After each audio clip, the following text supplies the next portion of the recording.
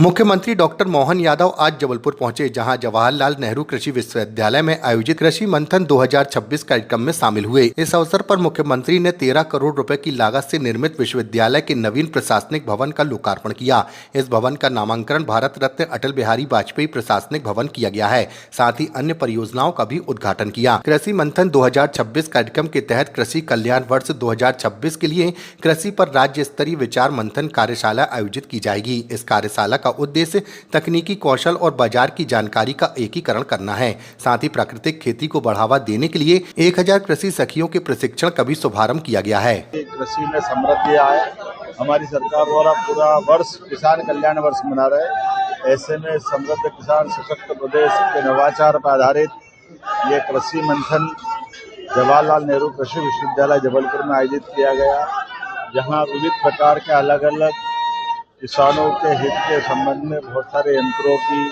विभिन्न प्रकार के स्टार्टअप की, कृषि की, जिन्स के, उपज के बीजों की, बहुत सारी अलग अलग स्टार्टअप इनके स्टॉल पर प्रदर्शनी लगाई गई थी। मेरी अपनी ओर से बधाई और उम्मीद करेंगे कि हमारे इस कार्यक्रम के साथ कई प्रकार के लोकार्पण भूमि पूजन भी किए गए, जो स्वर्गीय भारत रत्न अटल बिहारी वाजपेयी का लगभग 17 करोड़ की लागत से एक नए भवन का लोकार्पण भी किया गया।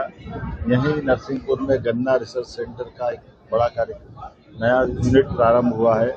इसी के साथ साथ हमारे अलग अलग प्रकार के विविध उद्यमियों को, हितग्राहियों को उनके हित लाभ वितरण का कार्यक्रम भी रखा गया था।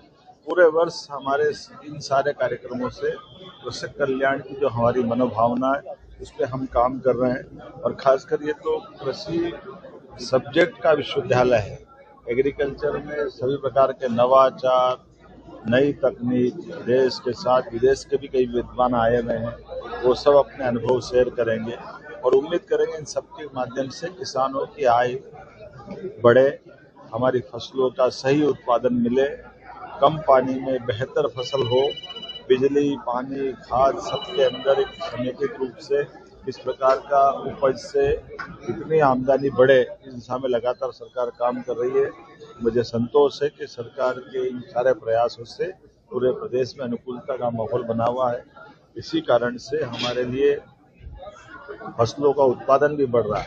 अकेले गेहूं का उत्पादन भी आज हमारे मध्य प्रदेश के अंदर सबसे बेहतर स्थिति में आया है। हमने कई मामलों में पंजाब को पीछे छोड़ा है।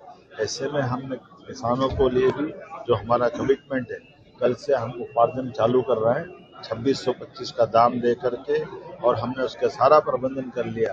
यद्यपि बहुत सारी चुनौतियां थी, वैश्विक स्तर के हालात भी सबके सामने हैं, लेकिन किसानों के प्रति हमारी जो प्रतिबद्धता है, हमारे लिए किसान अन्नदाता सर्वोपरि है।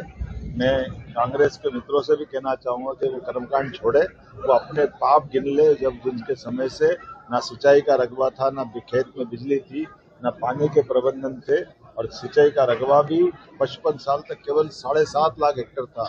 मुझे इस बात की प्रसन्नता है, आज 2 साल में 10 लाख हेक्टेयर से ज्यादा तो हमने 2 साल में सिंचाई का रकबा बढ़ाया। आज 55 लाख हेक्टेयर से ज्यादा का सिंचाई का रकबा हम 5 साल में 100 लाख हेक्टेयर तक ले जाने वाले हैं और धीरे धीरे करके